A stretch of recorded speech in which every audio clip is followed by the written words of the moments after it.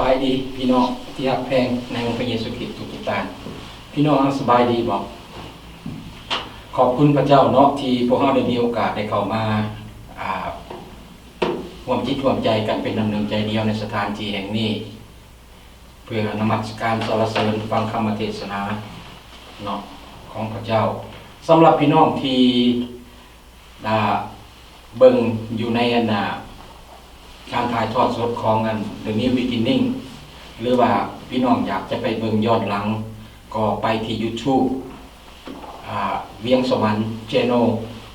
พี่น้องก็จะได้พบบทเรียนอยู่ที่นั่นหลากหลายเนาะที่พวกเราได้บันทึกไว้เพื่อให้พี่น้องได้ศึกษาและก็เป็นได้ฟังเพื่อเป็นแรงจูงใจที่จะนำชีวิตของพวกเราเพื่อให้ชีวิตของพวกเราก้าวไปในองค์พระผู้เป็นเจ้าเนาะก่อนที่พวกเราจะฟังคำเทศนาก็ขอให้พวกเราได้รวมจิตรวมใจกันขออธิษฐานต่อพระเจ้าเพื่อขอสติปัญญาและให้เราสงบจิตสงบใจเพื่อเราจะได้ฟังพระคำของพระเจ้าด้วยความเข้าใจเนาะ สาธุการเดิมพระบิดาเจ้าอีกทีหนึ่งก็ได้ขอบเดชคุณพระองค์เจ้าสำหรับทรัพย์ทุกสิ่งที่พระองค์ทรงโปรดประทานให้กับมุขน้อยบอกว่าจะเป็นข่าวของเงินทองเงินเลื่อนสารบ้านซองที่พักพาอาศัยตลอดหอดเบียกเอกมางานทำและสติปัญญาก็ดีพระบิดาเจ้าขาในวันนี้มุขน้อยได้เข้ามาขอเพื่อจะสรรเสริญฟังคำเทศนาจากพระองค์พระบิดาเจ้าฉะนั้นก่อนที่จะได้ยินได้ฟังประคำนี้มุขน้อยจึงอ้อนวอนต่อพระองค์ขอพระองค์ทรงสถิตอยู่กับมุขน้อย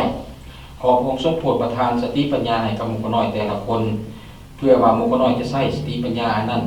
เข้าไปในการได้ยินได้ฟังเพื่อจะนำประคำของพระองค์เจ้านั้นเข้าสู่จิตใจเข้าไปประกอบใส่ในชีวิตประจำวันและพร้อมเดียวกันนั้นก็ขอให้พระองค์ทรงได้ช่วยมุขน้อยกำจัดทุกสิ่งอย่างที่เป็นเครื่องที่เป็นสิ่งที่ปรปักษ์ที่รบกวนชีวิตจิตใจของมุขน้อยในเวลานี้เพื่อว่ามันจะบ่ได้อยู่ในที่นี้และมุขน้อยจะได้ยินได้ฟังและเข้าใจถอยประคำของพระองค์พระบิดาเจ้าขาสำหรับตัวผู้ขาเองที่จะกล่าวพระวจนะก็เช่นเดียวกันขน้อยอ้อนวอนต่อพระองค์ขอพระองค์ทรงโปรดประทานสติปัญญาขอพระองค์ทรงสถิตอยู่กับขน้อยและให้ความกล้าหาญกับขน้อยและสถาปนาทุกถ้อยคำที่ขน้อยได้กล่าวไปในวันนี้ว่าแม่นนักได้รับการดลใจและการจัดเตรียมของพระองค์ทุกถ้อยคำที่พระองค์ต้องการอยากจะให้ได้ยินได้ฟังโดยสื่อออกจากปากของขน้อยที่เป็นเสียงของมนุษย์เพื่อให้มนุษย์ได้ยินได้ฟังและได้เข้าใจ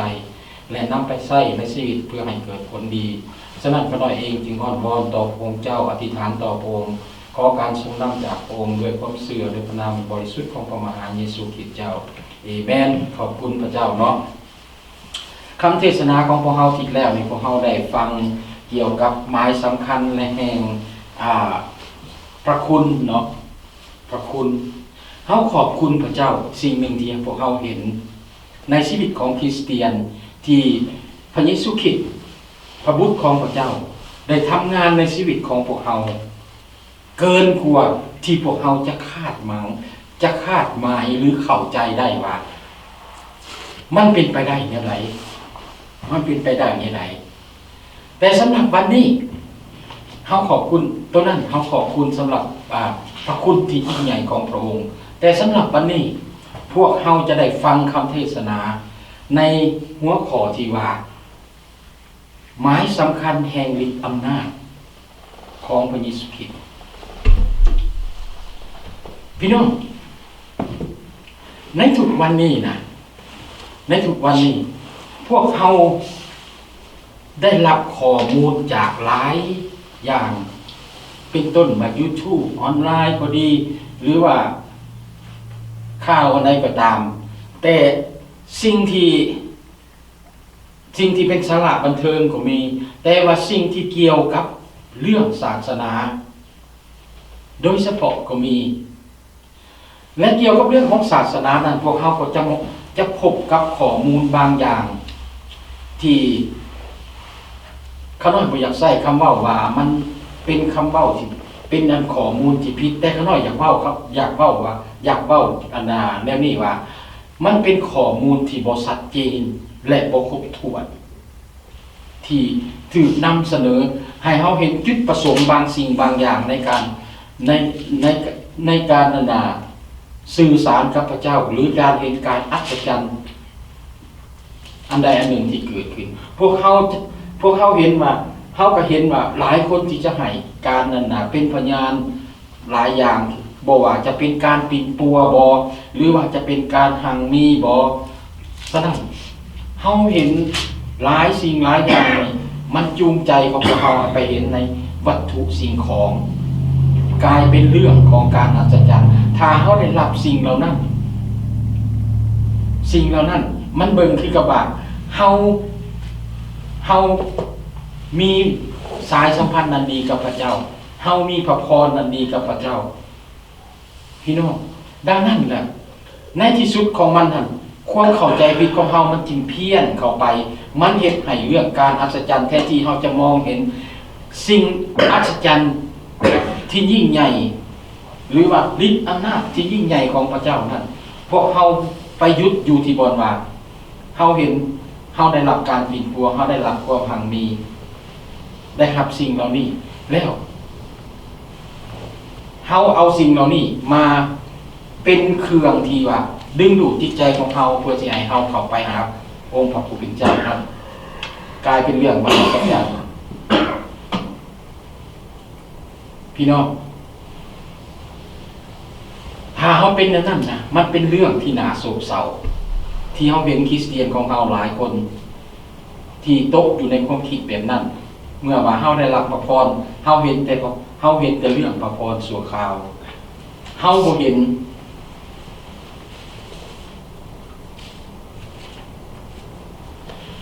นความจริงอันยิ่งใหญ่ของพระเจ้าที่ใหญ่กว่านี้เพราะว่าอย่างที่ใหญ่กว่านี้เพราะว่าพระเจ้าทรงเอิ้นเฮาพวกเฮาให้เข้ามามีความเชื่อในองค์พระผู้เป็นเจ้าองค์เดียวมีความหวังในพระองค์สิ่งเดียวคือพระองค์ต้องการอยากให้เฮาเห็นสิ่งพระองค์นั้นคือเป็นพระเจ้าองค์ยิ่งใหญ่และเป็นพระเจ้าผู้ทรงฤทธิ์อำนาจและเป็นพระเจ้าผู้ที่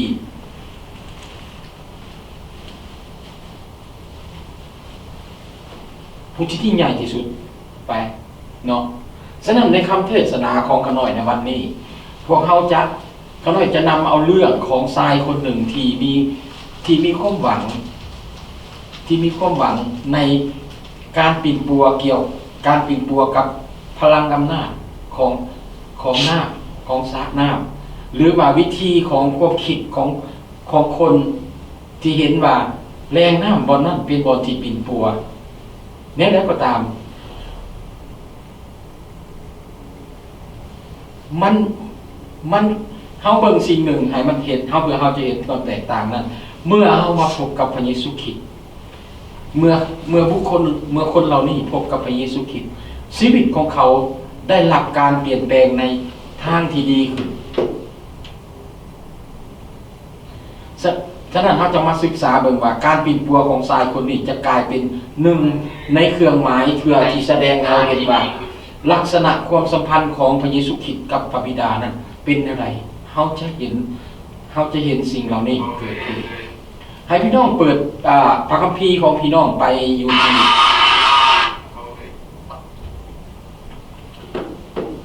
่ที่หนังสือโยฮันเนาะบทที่5ข้อที่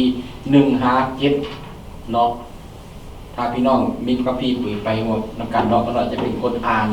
และจะบรรยายสู่พี่น้องฟังเนาะโยฮันบทที่5ข้อ1-7ได้ว่าดังนี้หลังจากนั้นก็ถึงเทศกาลของชาวยิวและพระเยซูก็เสด็จขึ้นเมืองยังกรุงเยรูซาเล็มในกรุงเยรูซาเล็มที่หิมประตูแกะมีสระหน่วยหนึ่งภาษาฮีบรูเอิ้นสระนั่นว่าเบธซาธามีศาลาอ้อมอยู่หาหลังในศาลาเหล่านั้นมีคนป่วยเป็นจำนวนหลายคือคนตาบอดคนขาเสียงและคนองคาลีบนอนอยู่คอยถ่าน้ำเฟื่อนด้วยว่ามีเทวดาตนหนึ่งของพระผู้เป็นเจ้าลงมากวนน้ำสระนั้นเป็นยามและเมื่อน้ำเฟื่อนผู้ใดลงไปในน้ำก่อนก็จะหายจากพยาธิที่ตนเป็นอยู่นั้นที่นั่นมีชายคนหนึ่ง ป่วยอยู่ได้38 ปีมาแล้ว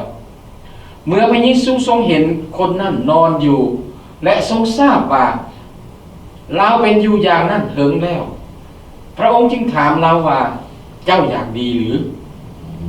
คนป่วยคนนั้นจึงทูลว่านายเอ้ย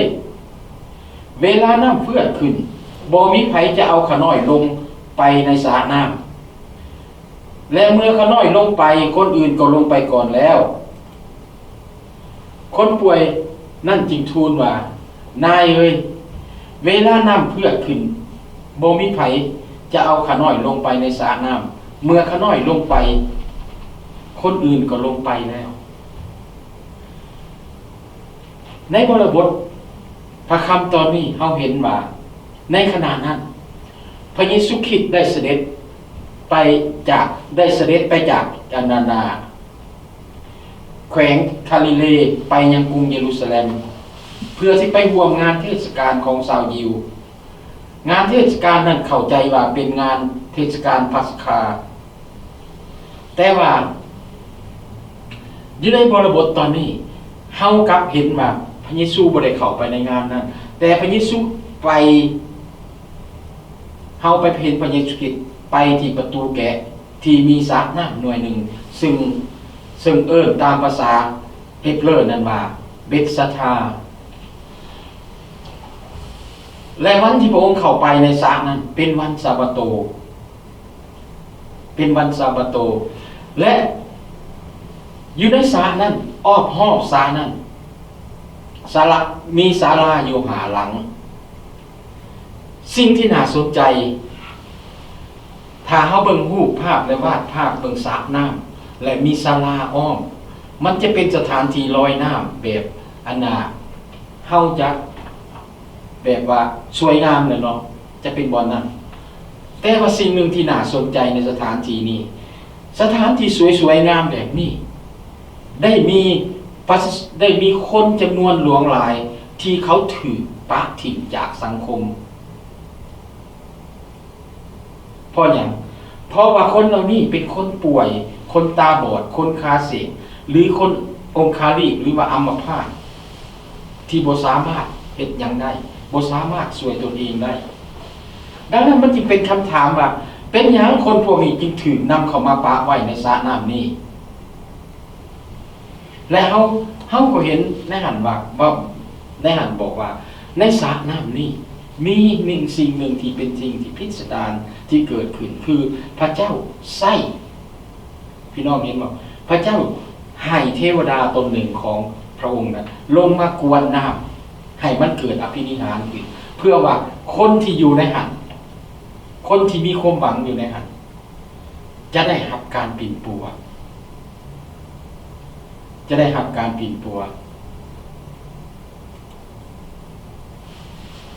ย้อนว่าอย่างมี 3-4 อย่างที่เฮาคิดว่าความคิดของข้าเจ้านั้นมันเกิดขึ้นด้วยสิ่งนี้อันที่ 1ย้อนว่าชื่อของสระน้ำนั้นมีความสำคัญคำว่าเบธสดามีความหมายว่าเพื่อนของความเมตตาความเมตตานี่มาจากไสความเมตตานี่มาจากพระเจ้าถ้าว่าหากมีบ่อนใดบ่อนหนึ่งที่ว่าคนเฮาจะสามารถสัมผัสความเมตตาของพระเจ้าได้พวกเขาเชื่อว่ามันจะเกิดขึ้นอยู่ในที่นี้ในสระน้ำแห่งนี้และอันที่ 2พวกเขาเชื่อว่าในสระน้ำอันนี้มีพลังอำนาจในการปิ่นปัวแต่ในนี้เมื่อคนคั่วขึ้นมาข้าพเจ้าขน้อยเห็นในการแปลพระคัมภีร์ในคู่มือการแปลพระคัมภีร์บอกว่าพวกเราเห็นการอ้างอิงถึงความเชื่อทางด้านประเพณีของคนเหล่านี้มันเป็นการความเชื่อความเข้าใจของการที่เฮาบ่ได้เบิ่งเห็นพระเจ้าเฮาเบิ่งเห็นฮีตของประเพณีเหล่านั้นซึ่งน้ำนั้นจะต้องถูกกวนโดยทูตสวรรค์และพลังอำนาจนั้นจะเกิดขึ้นปิ่นปัวและการปิ่นปัวนั้นจะเกิดขึ้นได้ก็มีแต่เวลาที่น้ำมันเฟื่อนเท่านั้นหรือมันน้ำมันถูกกวนถูกเคลื่อนย้ายเท่านั้น และอันที่สามก็คือว่าเมื่อน้ำเฟื่อนอยู่นั่นถ้าผู้ใดลงไปเป็นคนทำอิฐจะได้หักการปีนปัวตัวอย่างก็เราเห็นอยู่ในนี้ว่าคนลงไปที่ในน้ำในขณะที่น้ำเฟื่อนอยู่นั่นเป็นคนทำอิฐก็ได้ดีถ้าผู้หรือว่าถ้าว่าลงไปบ่ได้โดยตนเองก็ต้องสามารถต้องมีคนที่นำพาลงไปก็จะสามารถดีพยานได้ฉะนั้นเมื่อเฮาเบิ่งสิ่งเหล่านี้มันจึงเฮ็ดให้เป็นการดึงดูดจิตใจของคนที่มีความหวังหรือว่าต้องการหักการปีนปัวที่อยากไปที่นั่นอันนี้บ่เพียงแต่พวกเฮาเห็นความหมายของการเห็นซะน้ำเบสเซธามีความสำคัญแต่พวกเฮาอยู่ในบอนหันพวกเฮายังได้เห็นอยู่ในขอบพระคัมภีร์พบว่ามีชายพิการคนหนึ่งอยู่ในหันและเราพิการโดนบันไดเราพิการอยู่เราอยู่ในที่นั้น38 ปีเรานั่งเรานอนเรารอถ่าความหวังของเราในชีวิตของเราเราได้ยินเกี่ยวกับสาน้ำว่าน้ำตัวนี้มีพลังอำนาจฉะนั้นเราอยู่ที่นั่นและเราถูกนำมาปะไว้ในสระน้ำแห่งนี้เพื่ออย่างเพื่อวันหนึ่งเราจะมีโอกาสได้หักทางปีนปัวแต่ในแล้วก็ตามพี่น้องเฮาเบิ่งชายคนนี้ในการที่จะลงน้ำไปด้วยตัวของเราเองนะเราเองมีข้อจำกัดมันมีข้อกีดขวางของเราในตัวของเราคือความพิการความเป็นอัมพาตของเราคำว่าอัมพาตนั่นคือการเน่งตีงบ่ได้แม่นบ่พี่น้องจะต้องมีคนช่วยเหลือแล้วก็เบิ่งเห็นว่าเบิ่งคือว่าบ่มีผู้ใดที่จะมาช่วยเราให้ลงไปในน้ำเพราะว่าถ้าคนลงผู้นี้ลงไปในน้ำนั้นจะต้องเป็นคนทำอิฐจะต้องเป็นคนทำอิฐคือมาก่อนได้ก่อนเนาะภาษาอังกฤษก็ว่า first come first serve แม่นบ่เพราะว่าคันเอามาทีหลังมันก็ใส่การบ่ได้เพราะว่าน้ำอันนั้นน้ำในสระนั้นมันมีฤทธิ์อำนาจเพียงแต่ถือเดียวเท่านั้นดังนั้นถ้าคนใดคนหนึ่งลงไปในน้ำขณะที่น้ำเฟื่อนอยู่นั้นบอกว่าเขาจะเป็นขาเสงตาบอดหูหนวกเป็นอัมพาตก็อย่าเขาจะหายดีแล้วมาย้อนเบิ่งชายคนนี้เรานั่งนอนอยู่หันเราหมดความหวังที่จะลงไปในน้ำเป็นเวลา38 ปีแต่ในพระคัมภีร์บอกว่าพระเยซูคริสต์ได้ไปสถานที่นั้นเมื่อพระเยซูคริสต์ย่างเข้าไปในประตูแกะที่สระน้ำเบธซาธานั้นพระเยซูคริสต์ได้พบเราพระคัมภีร์บอกว่าพระเยซูได้เห็นเรานอนอยู่ที่นั่นและฮู้ว่าเราอยู่ที่นั่นดนนานแล้วพี่น้องเฮามานั่นรับตาวาดภาพเบิ่งว่าในสายตาของพระเยซูคริสต์เมื่อเบิ่งชายคนนั้นเราจะว่าอย่างไรในสายตาของพระเยซูคริสต์เห็นว่าชายคนนี้มีบางสิ่งบางอย่างที่อยู่ในจิตใจของเราที่เป็นลักษณะแตกต่างและพิเศษจากคนอื่นและแน่นอนข้าพเจ้าแน่ใจว่าพระเยซูต้องเห็นว่าความสิ้นหวังในใบหน้าของเราและเราก็มีความคาดหวังว่าจะมีผู้ใดคนหนึ่งจะมาเมตตาต่อเราที่จะนำเราลงไปในสถานที่ในสระน้ำแห่งนั้นในขณะที่คนอื่นๆอยู่ในแคมป์สระน้ำแห่งนั้นเขาได้หักการปีนปัวเนาะปราศจากการช่วยเหลือจากสังคมพี่น้องที่หักข้าน้อยอยากบอกข่าวดีกับพี่น้องแนวนี้วันนี้พระเยซูคริสต์ได้มาในสถานที่แห่งนี้พระองค์เห็นพวกเราทุกคนและพระองค์ฮู้สิ่งที่อยู่ในจิตใจที่เป็นความทุกข์ความทรมานของเราท ที่อยู่ในจิตใจของเราที่เราบ่สามารถออกจากมันได้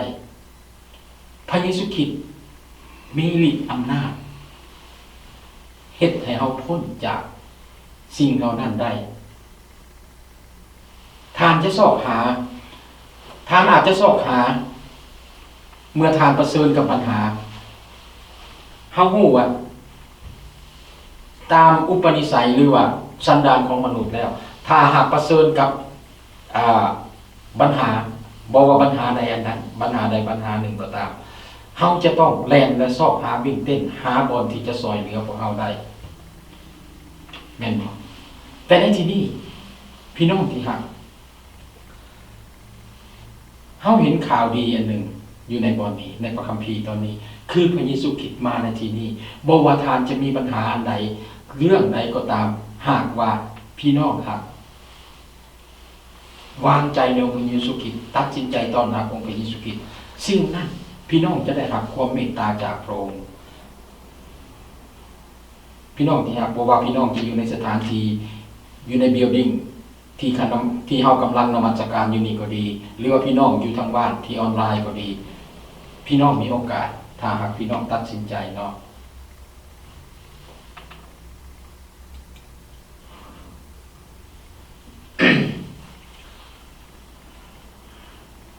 หนึ่งในคำถามที่พระเยซูถามแม่นที่ถามชายคนนี้และคำถามตัวนี้พี่น้องพวกเฮาก็มีประสบการณ์เมื่อมันเกิดขึ้นกับชีวิตของพวกเฮาบ่ว่าเฮาจะได้รับจากการเจ็บป่วยหรืออะไรก็ตามเจ้าอยากหายดีหรือเจ้าอยากหลุดพ้นจากสิ่งเหล่านี้หรือถ้าเฮาคิดว่าเฮาอยู่ในความบาปในเวลานี้และพระเยซูคริสต์ยืนต่อหน้าเฮาพระเยซูคริสต์จะถามว่าเฮาอยากหลุดพ้นจากความบาปเหล่านี้เช่นเดียวกับชายคนนี้ที่อยู่ในสระน้ำที่อยู่ในแคมป์สระน้ำอันนั้นเบธสดานะเราต้องพระเยซูคริสต์จะถามอย่างเดียวกันพี่น้องที่รักพวกเฮาสามารถพลาดโอกาสจากคำถามนี้ได้ง่ายๆให้เฮาสังเกตเบื้องในตอนนี้ในประธรรมตอนนี้ในเบื้องต้นชายคนนี้เมื่อเราตอบพระเยซูคริสต์นะเวลาพระเยซูคริสต์ถามเราว่าเจ้าอยากดีอยู่เจ้าอยากดีหรือคำถามตัวคำตอบตัวนี้เป็นคำตอบที่สิให้พวกเราได้คิดและได้คำนึงเบิ่งเวลาเราตอบกับองค์พระผู้เป็นเจ้าแล้วบอกได้ใดนายเอ้ยเวลาน้ำเฟื่อขึ้นบ่มีไผจะเอาขน้อยลงไปในสระและเมื่อขน้อยกำลังลงไปนั่นคนอื่นก็ลงไปก่อนแล้ว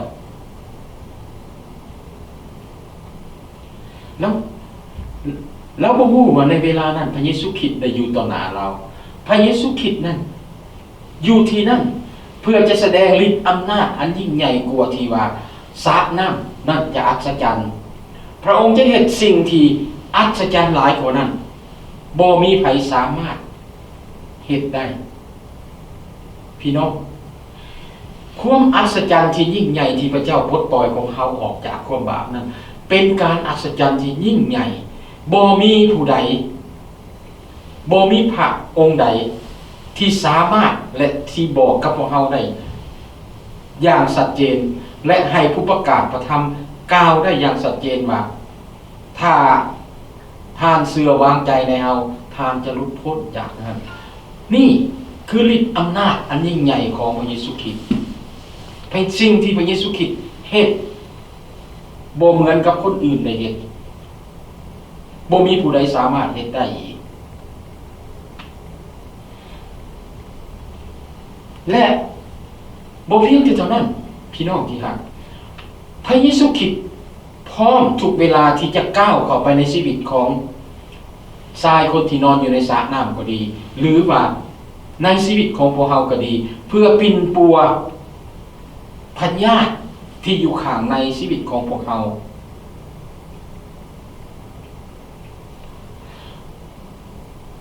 พระเยซูคริสต์เกียมพร้อมอยู่ในพระคัมภีร์ตอนนี้พระเยซูคริสต์เกียมพร้อมที่จะแสดงให้ชายผู้นี้เห็นว่า พลังอำนาจการปิดปัวนั้นบ่ได้อยู่ในสารน้ำแต่อยู่ในองค์พระเยซูคริสต์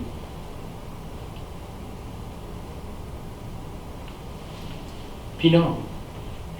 ความคาดหวังของพี่น้องที่ปรารถนาอยากไปถึงแผ่นดินสวรรค์ของพระเจ้านั้นบ่ได้อยู่ที่ความหวังของพี่น้องที่ต้องการที่จะเฮ็ดที่พี่น้องกำลังเฮ็ดอยู่นั้นบ่ว่าจะพี่น้องจะเฮ็ดอันใดก็ตามเพื่อจะสร้างบุญบารมีของพี่น้องให้มันใหญ่เพื่อที่เฮ็ดให้พระเจ้าได้เห็นว่าโอ้พี่น้องเป็นบุคคลที่สมควรมันบ่ได้อยู่ในสิ่งนั้นแต่มันอยู่ในองค์พระเยซูคริสต์ผู้ที่ยืนอยู่ต่อหน้าของเฮาในเวลานี้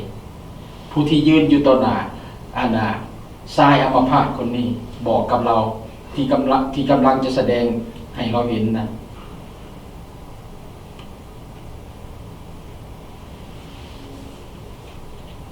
พี่น้องที่รักข้าน้อยอยากบอกแน่นี้บางครั้งพวกเฮาเหมือนกับทรายผู้นี้เมื่อเฮาประสบกับสภาพการเบิ่งคือว่าเฮาซอกหาคำตอบบ่ได้ในทันทีทันใด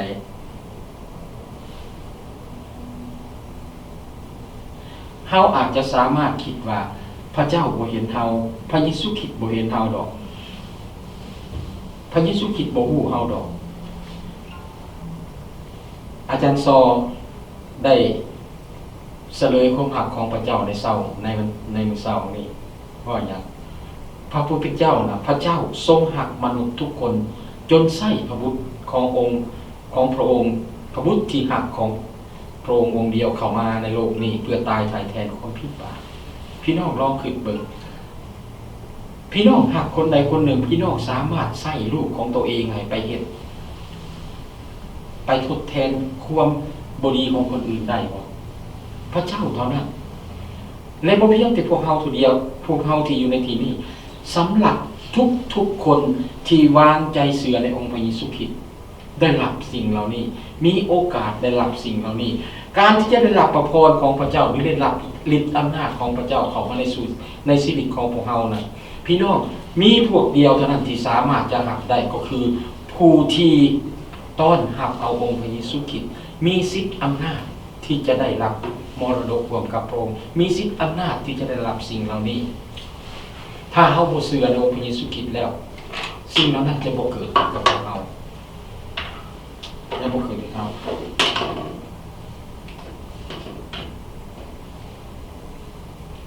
เห็นบ่เฮาคิดอย่างคนนั่นแหละบ่มีใครจะสามารถซอยเฮาแต่พระเยซูคริสต์พระเจ้า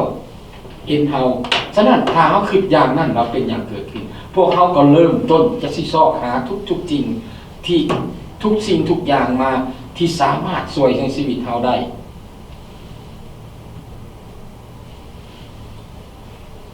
ที่เฮาเห็นว่ามันจะสามารถเฮ็ดให้ชีวิตของเฮาดีขึ้นสิ่งที่จะเฮ็ดให้เฮาดีก็เห็นขึ้นก็คือความสัมพันธ์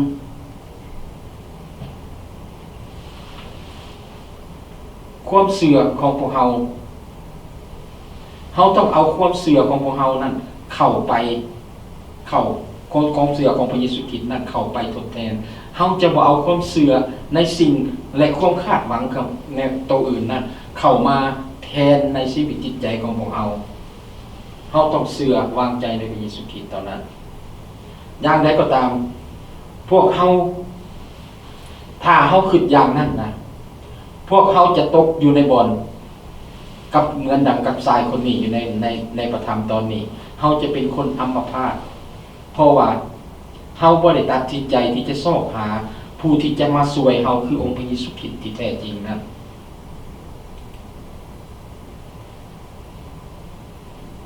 เขาจะพลาดโอกาสพี่น้องที่รักพระเยซูคริสต์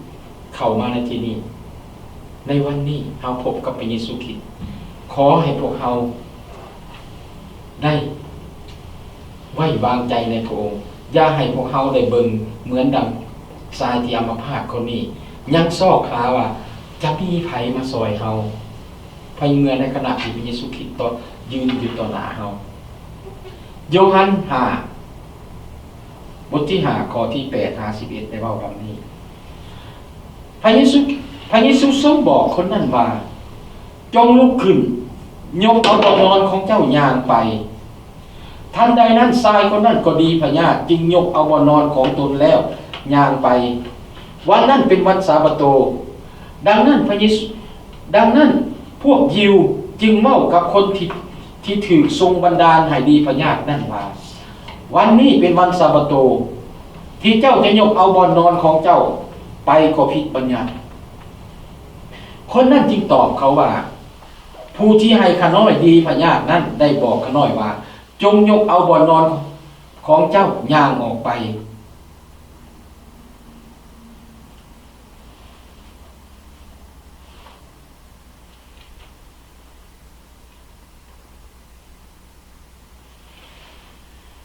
ด้วยสติปัญญา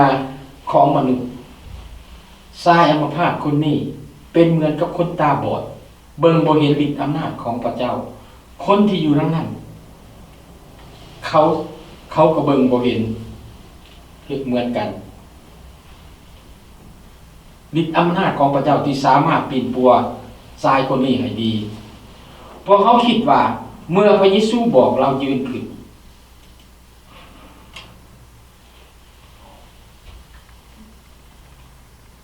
ชายคนนี้จะขึ้นยังไงเราอาจจะมีความสงสัยอย่างใดอย่างหนึ่งถึงอย่างไรก็ตามในเวลาที่พระเยซูบอกให้ชายคนนี้ยืนขึ้นมันเป็นการแสดงการปิ่นปัวและพระประสงค์ของพระเจ้า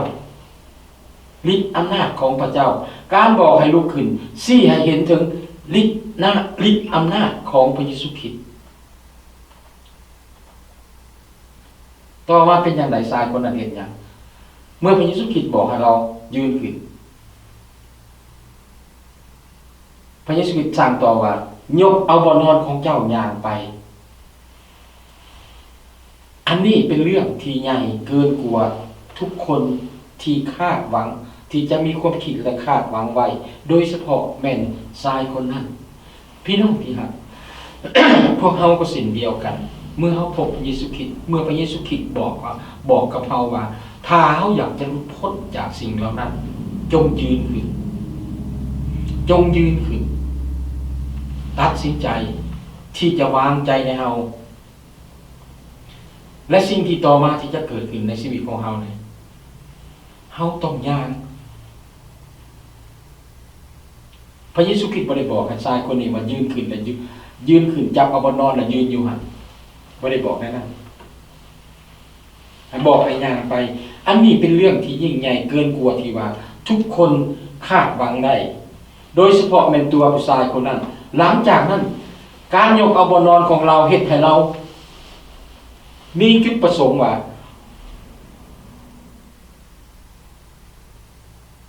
เขาจะเห็นเราระดับคนทั้งหลายจะขึ้นนำเราแบบใดเพราะเขาเห็นว่าชายคนนี้เราเมื่อเรายืนขึ้นเราบ่หยุดอยู่ในที่นั้นบ่หยุดอยู่บนว่าคนทั้งหลายจะขึ้นเฮาหลายกับเฮาหลายปานใดในทุกวันนี้ปัญหาของพวกเฮาที่มันยังคาอยู่ในชีวิตจิตใจของเฮาเป็นอย่างพวกเฮามาบางคนที่เป็นคริสเตียนแล้วเข้ามาถึงตอนรับองค์พระเยซูคริสต์แล้วชีวิตบ่พัฒนาขึ้นย้อนหยังย้อนเฮาบ่ย่างเฮากังวลอยู่บ่ไหนเฮาบ่กังวลอยู่ในความวิพากษ์วิจารณ์ของคนอื่นเฮาอยู่ในโบสถ์เฮาเฮ็ดดีเกินไปบ่ย่านคนอื่นว่าเฮานี่ดีเกินไปเล่นเอาหน้าเอาตาเฮาเฮ็ดดีนั่นเป็นการแสดงออกอยากได้รับการยอมยอสรรเสริญจากพี่น้องบ่มันไปจังนั้นเฮายังกังวลอยู่ในบ่อนความคิดของคนอื่นพระคัมภีร์บอกว่านั่นแหละอยู่ในบ่อนนั้นในท่านใดนั้นชายคนนั้นก็ดีพญาติจึงยกเอาบ่อนอนของเราแล้วย่างไปชายคนนั้นได้ยินพระเยซูคริสต์บอกเรายืนขึ้นเราจับเอาบ่อนอนเรายืนขึ้นย่างไปชายคนนี้บ่ต้องกังวลเลยอีกว่าเราจะต้องลงไปในบ่อนในสระน้ำนั้น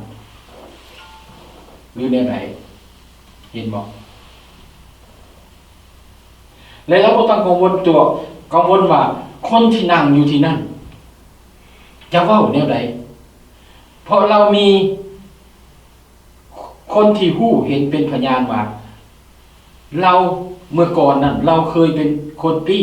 นอนอยู่ในนี้38 ปีและตอนนี้บ่อนนอนที่เรานอนอยู่เราบ่ได้ต้องการเราได้รับการปิ่นปัวได้รับการเปลี่ยนแปลงในชีวิตของเราแท้ๆพี่น้องที่รัก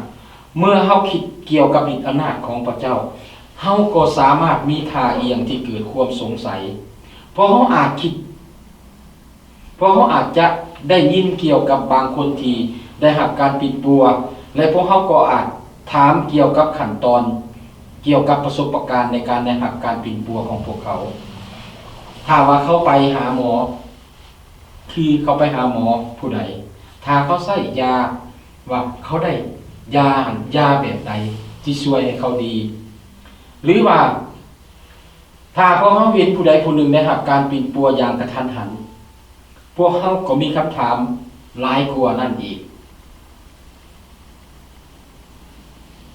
แต่ที่จริงแล้วเมื่อเขาเห็นสิ่งเหล่านี้พี่น้องที่รักสิ่งสำคัญที่พวกเขาควรจะเห็นนะก็คือเขาควรให้เกียรติแก่พระเจ้าเขาควรสรรเสริญพระเจ้าที่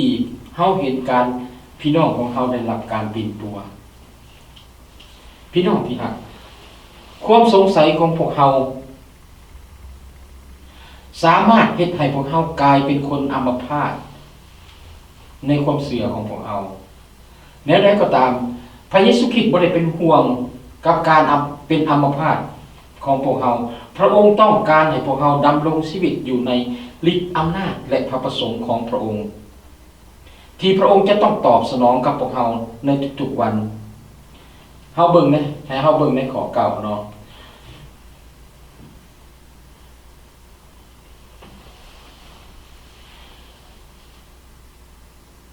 พวกเขากำลังถือบอกว่าเมื่อที่พวกเขาผู้ที่มีการอัศจรรย์เมต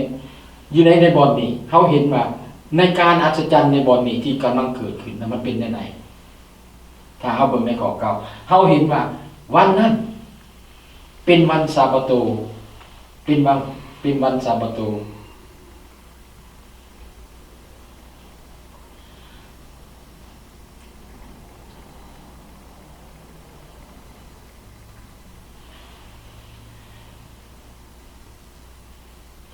ดังนั้นพวกยิวจึงว่าจึงบอกกับคนนี้ว่าอาณาที่เจ้าถือ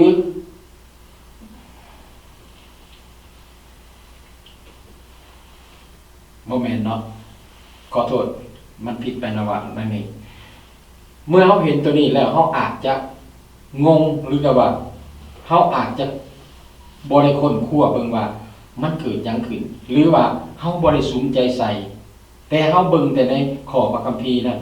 ให้เฮาเบิ่งตัวนี้พี่น้องที่ผู้นั้นเราบอกว่าดังนั้นพวกยิวจึงเว้ากับคนที่ถูกทรงบันดาลให้ดีพญานั้นว่า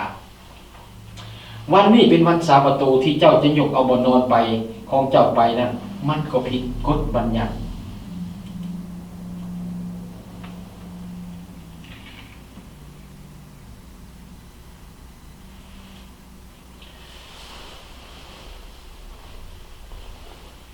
อยู่ในบทนี้เฮาเบิ่งว่าคือมันเป็นคำหนึ่งที่แบบคำเตือนเป็นคำเตือนว่าวันซาบาโตนั่นมีความหมายที่สำคัญมาพร้อมกับสิ่งใดสิ่งหนึ่งเมื่อมาฮอดวันนั้นโดยเฉพาะเกี่ยวกับงานฉลองงานฉลองงานบุญของพระเจ้านั้นเขาต้องมีกฎระเบียบพิเศษที่ว่าชาวยิวต้องได้เฮ็ดหรือว่าถือว่าเป็นสิ่งที่เข็ดขัดเข่งขัดเนาะสิ่งใดที่เขาเฮ็ดได้และสิ่งใดที่เขาเฮ็ดบ่ได้เขาจึงบอกกับชายคนนั้นว่าในข้อที่10นะว่าการที่จะยกเอาบ่อนของนอนของเจ้าไปนั้นวันนี้ก็ผิดอยู่มันก็ผิดอยู่แล้วย้อนถือว่าวันนี้ถือว่าพระเจ้าถือว่าเป็นวันพักผ่อนเขาหยุดพักทุกอย่างอยู่ในพระคัมภีร์ตอนหนึ่งเราก็ได้เห็นที่เพิ่นบอกไว้ว่าแม้แต่งัว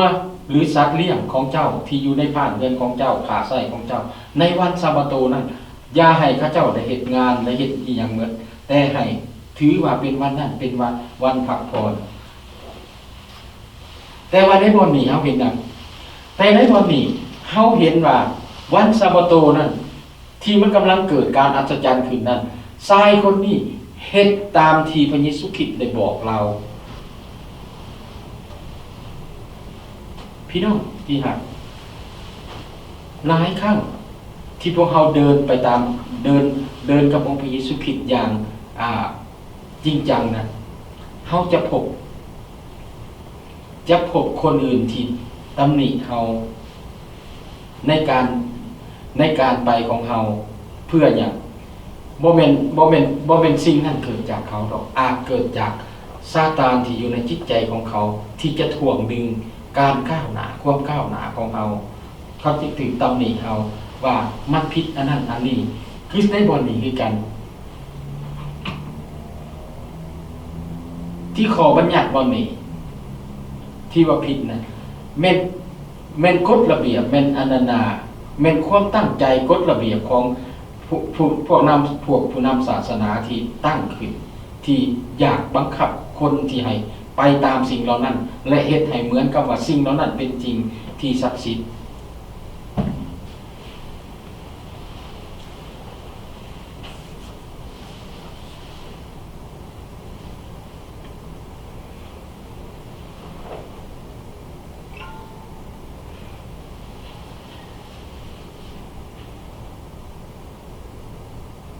ถึงแม้ว่าพระเยซูคริสต์ปิ่นปัวอย่างแท้จริงในวันซาบาโตซึ่งได้พิจารณาว่าเป็นการผิดและควรจะได้รับการลงโทษพวกเขาบ่เข้าใจเลยจักหน่อยว่าการพบ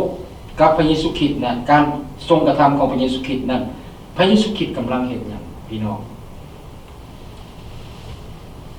เขามุกมุ่นเบิ่งอยู่บนพระบัญญัติแต่พระเยซูคริสต์กำลังมา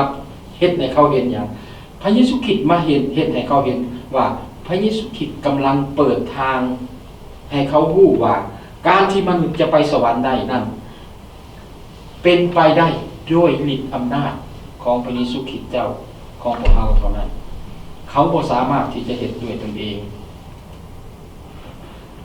ดังนั้นเฮาเห็นอยู่ในบ่อนนี้พลังอำนาจในการปีนปัวมาเอาเบิ่งบ่ได้อยู่ในสาน้ำแต่พลังอำนาจการปีนปัวขึ้นอยู่กับอำนาจความยิ่งใหญ่ของพระเจ้าของพระเยซูคริสต์ฉะนั้นการที่จะปลดปล่อยพวกเราให้ไปถึงแผ่นดินสวรรค์ของพระเจ้านั้น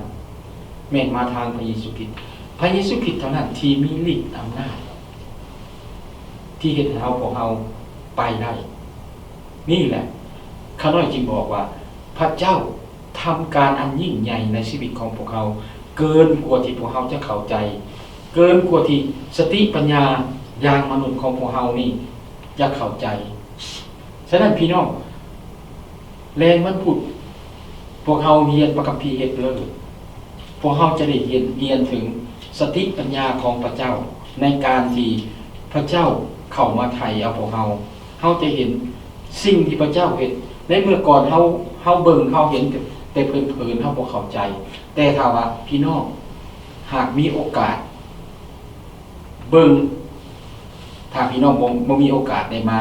เบิ่งอยู่ในออนไลน์ในคืนวันพุธและศึกษาเบิ่งความยิ่งใหญ่และความสิ่งที่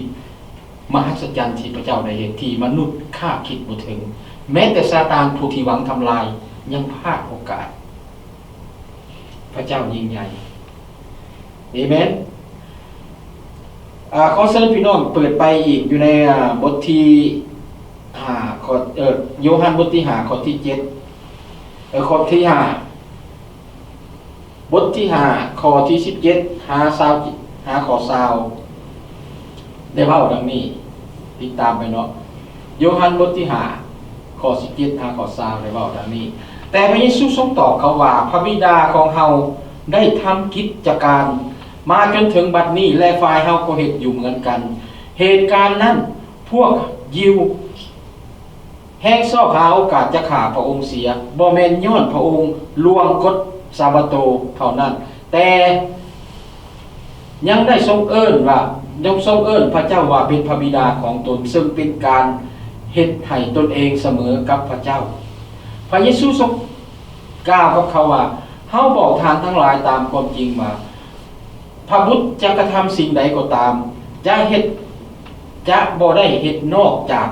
ที่ได้เห็นพระบิดาทรงกระทำเพราะสิ่งที่พระบิดาทรงกระทำนั่นสิ่งนั่นแหละพระบุตรจึงทรงกระทำเหมือนกันเพราะว่าพระบิดาทรงหักพระบุตรและทรงแสดงให้พระบุตรเห็นทุกสิ่งที่พระองค์ทรงกระทำแล้วพระองค์จะทรงแสดงให้พระบุตรนั่นเห็นการใหญ่กว่านั้นอีกซึ่งทานทั้งหลายจะอัศจรรย์ใจเมื่อพระคำตอนนี้ได้พระเยซูคริสต์ได้กล่าวคำตอนนี้สิ้นสุดลงเทศให้ชาวยิวใจให้และข่มเหงพระเยซูคริสต์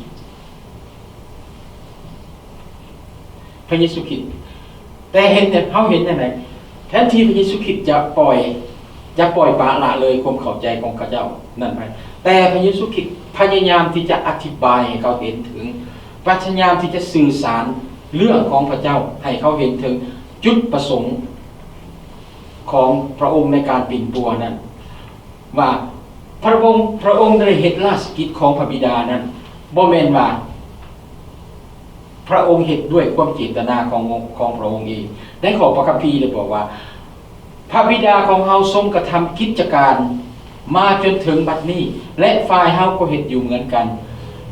ก็หมายความว่าในวันสาบาโตนั้นถึงว่าพระเจ้าว่าเป็นวันพักผ่อนของพระเจ้าเป็นวันที่พวกเขาได้เข้ามาเฝ้าพระเจ้าแต่วันนั้นพระเจ้าเองก็ยังทำงานอยู่เส้นเดียวเขาเห็นอยู่ในบทพระเยซูคริสต์บอกเขาลักษณะถอยคำนี้คงจะเป็นเรื่องที่หุนแหงสำหรับชาวยิวเมื่อได้ยินดังนั้นพวกเขาเห็นพระเยซูคริสต์ได้เหตุการณ์ปิ่นปัวในวันซาบาโตมันจริงเบิ่งคือว่ามันกงกันขามกับคำเว้าของพระเจ้าเกี่ยวกับการพักผ่อนในวันซาบาโตเห็นบอกเมื่อเฮาเบิ่งในคำของในพระคำของพระเจ้าที่เฮาเคยบอกกันมาเมื่อกี้นี่นะว่าพระเจ้าสั่งให้เฮาอยู่ในปฐมกาลเนาะในวันถวดเจ็ดพระเจ้าถือว่าวันนั้นเป็นวันพักผ่อนและวันนั้นเฮาจะบ่เฮ็ดสิ่งใดแม้แต่สัตว์เลี้ยงก็ยังบ่ให้เฮ็ดเวียกเฮ็ดงานแต่ว่าเมื่อพระเยซูคริสต์เฮ็ดอย่างนี้เบิ่งคือกับว่าพระเยซูคริสต์ฝ่าฝืนแต่พระเยซูคริสต์บอกอย่างหนึ่งแม้ว่าพระเจ้าสั่งให้เฮาว่าเป็นวันพักผ่อนของพระเจ้าแต่ว่าราชกิจของพระเจ้านั้นยังดำเนินอยู่ดังนั้นพระเยซูคริสต์จึงเฮ็ดตามสิ่งเหล่านั้นอย่างใดก็ตามสิ่งที่พวกเขาเจ้าเข้าใจเกี่ยวกับวันซาบาโตนั้นแม้นเป็นมื้อของการไหว้วอนการอัศจรรย์และการพึ่งพาอาศัยในพระเจ้าวิธีที่ดีกว่าที่จะสรรเสริญในเวลาการนมัสการพระเมสสิยาของพวกเขาที่บ่เคยเห็นมาก่อนนะ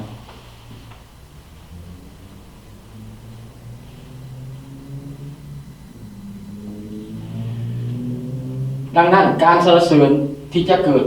ราชกิจของพระเจ้าที่จะเกิดขึ้นในบรรดาประชาชนเหล่านั้นจึงเฮ็ดสร้างให้จุดสนใจที่พระเยซูเว้าว่าคำเว้าที่พระองค์ได้ใช้สมเทียบพระองค์กับพระบิดา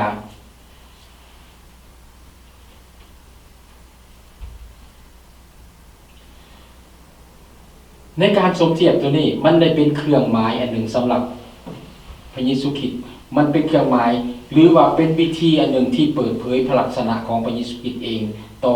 บุคคลเราต่อพวกคนเหล่านั้นเฮาได้ยินเรื่อยๆอยู่ในบทนี้ที่อยู่ในข้อนี้ที่บอกว่าพระเยซูคริสต์เฮ็ดทุกสิ่งอย่างตามพระบิดาและพระเยซูคริสต์บ่ได้เฮ็ดสิ่งใดนอกเหนือจากพระบิดาได้ทรงสั่งและฤทธิ์อำนาจทั้งหมดก็แม่นพระเจ้าได้มอบให้กับเพิ่น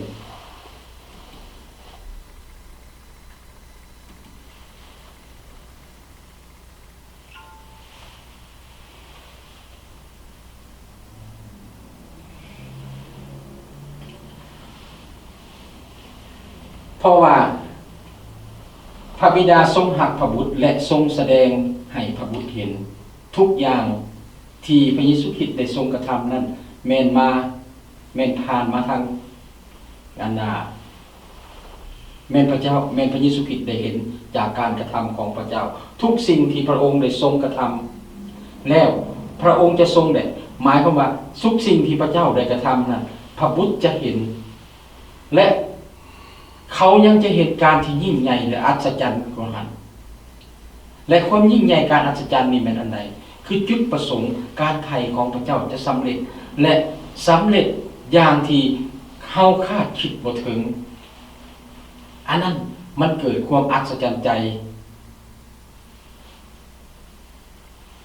เพราะเป็นอย่างเพราะมันเป็นจุดประสงค์ความหัก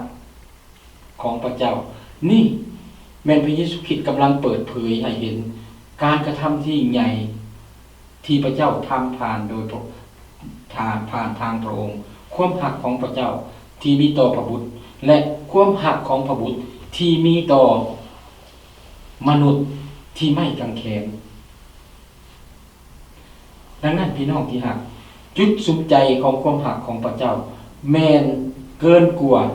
วันซาบาโตที่มนุษย์เฮาพยายามจะนำมาใส่และบังคับและแทนที่จะชี้ให้เห็นถึงมาตรฐานความหักของพระเจ้าและความเมตตาของพระเจ้านั้นสิแม่นพระเยซูคริสต์เองเป็นมาตรฐานที่แสดงให้พวกเราได้เห็นอยู่ในมัทธิวบทที่28ข้อ18หา20ได้เว้าจังได๋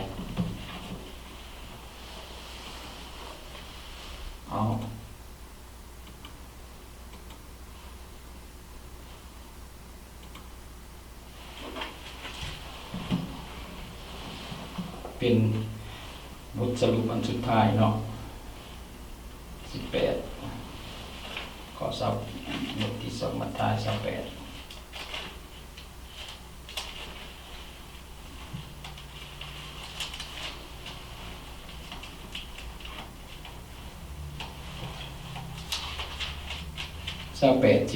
ว2818หา20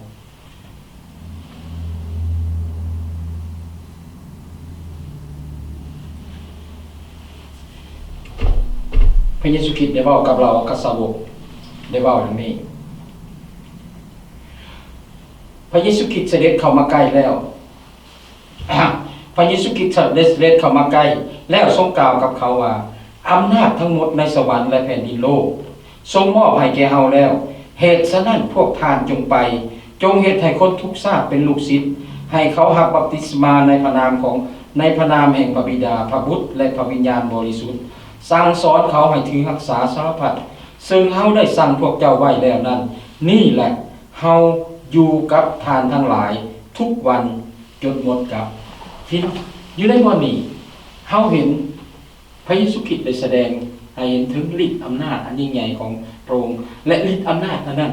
แม่นเกิดจากที่พระเจ้าได้มอบให้กับพระเยซูคริสต์ทั้งหมดฉะนั้นพี่น้อง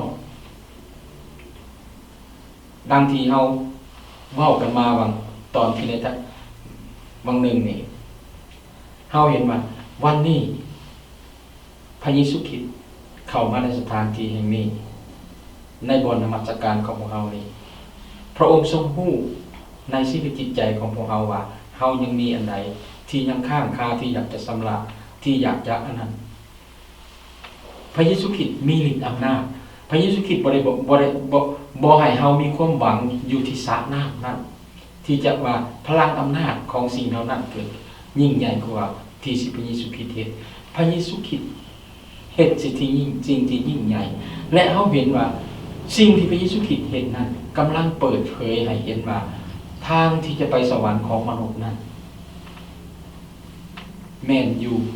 ภายใต้ฤทธิ์อำนาจขององค์พระเยซูคริสต์ฉะนั้นพี่น้องที่รักในฤทธิ์อำนาจอันนี้ผู้ที่จะได้รับคือผู้คนที่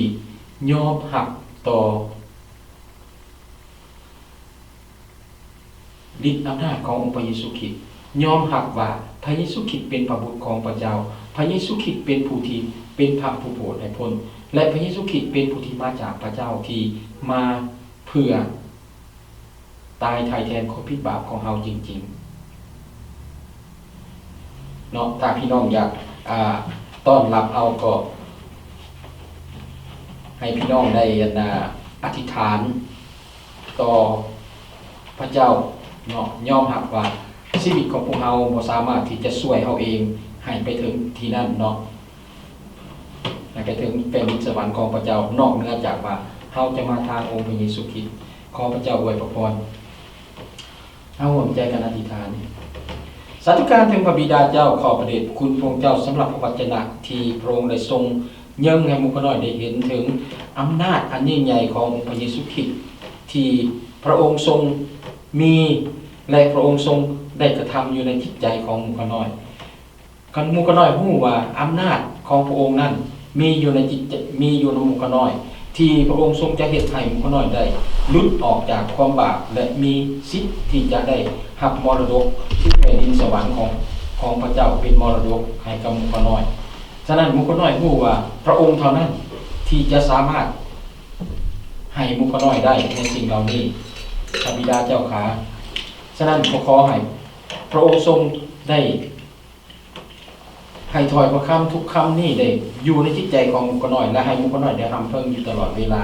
และได้คำนึงอยู่ถึงตลอดเวลาอย่าให้หมู่ข้าน้อยได้เลี้ยวซ้ายเลี้ยวขวาหรือว่าหันหลังเพื่อว่าหมู่ข้าน้อยจะบ่ได้หลงทางแต่หมู่ข้าน้อยจะมุ่งหน้าไปในที่พระองค์ทรงต้องการพระบิดาเจ้าขาวันนี้หมู่ข้าน้อยก็ได้สิ้นสุดจากการนมัสการขอให้พระองค์ทรงได้สถิตอยู่ในหมู่ข้าน้อยเพราะว่าหมู่ข้าน้อยจะทำมาหากินอันใดก็ตามขอให้พระองค์ทรงโปรดประทานอวยพรให้กับสิ่งเหล่านั้นเกิดดอกออกผลและก็ขอให้พระองค์ทรงได้ประทานให้หมู่ข้าน้อยได้มีโอกาสและเวลาได้ลบเข้ามาเพื่อจะสรรเสริญนมัสการพระองค์อีกในอาทิตย์ต่อไปฉะนั้นหมู่ข้าน้อยจึงอ้อนวอนอธิษฐานต่อพระองค์เจ้าด้วยความเชื่อด้วยพระนามอันบริสุทธิ์ขององค์พระมหาเยซูคริสต์เจ้าเอเมนขอบคุณพระเจ้าขอพระเจ้าอวยพรอวยพรโชคดีมีชัย